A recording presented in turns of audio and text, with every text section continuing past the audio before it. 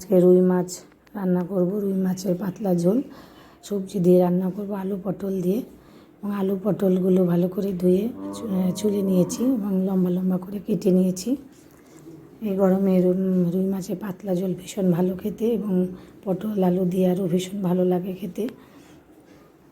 মাছগুলো একেবারে মেখে রাখবো, নুন হলুদ লঙ্কার গুঁড়ো দিয়ে 10 মিনিট মেখে রাখবো।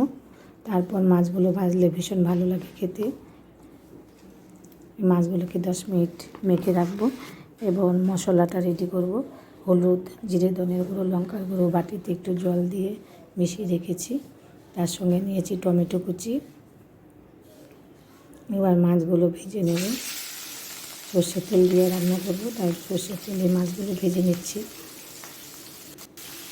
মাছগুলো একটু লাল লাল করে কড়া করে ভেজে নেব।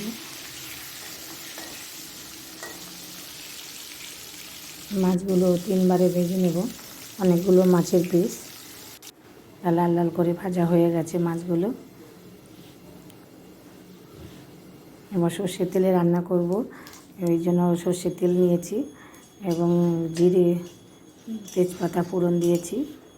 বা ফোড়নটা একটু ভাজা ভাজা হয়ে গেলে সবজি দিয়ে দিচ্ছি। এবার আলু পটল দিয়ে সবজি কেটে রেখেছিলাম আগে। এবার স্বাদ মতো নুন দিয়েছি এবং টমেটো কুচি দিয়ে দিয়েছি এবং মশলাটা দিয়ে দিয়েছি। বাটিতে আগেই রেডি করে রেখেছিলাম। এবার ভালো করে সেটা একটু কষিয়ে নেব সবজিগুলো। এবার মশলা বাটি ধোয়া একটু জল দিয়েছি যাতে সবজিটা ভালো করে কষানো হয় এবং সবজিগুলো যাতে সিদ্ধ হয়ে যায়। এবার একটু ঢাকা চাপা দিয়ে দেব। 5 মিনিট এভাবে একটু রান্না করব এবং ঢাকা চাপা খোলার পর আর একটু মশলাটা ভালো করে কষিয়ে নেব। মশলা সবজি কষানো হয়ে গেছে এবং আলু পটল সেদ্ধ হয়ে গেছে। এবার জল দিয়ে দেব, গরম জল দিয়ে দিয়েছি। আমি সবসময় তরকারিতে গরম জল ইউজ করি। গরম জল দিলে তাড়াতাড়ি রান্না হয় এবং ঝোল তাড়াতাড়ি ফুটে ওঠে।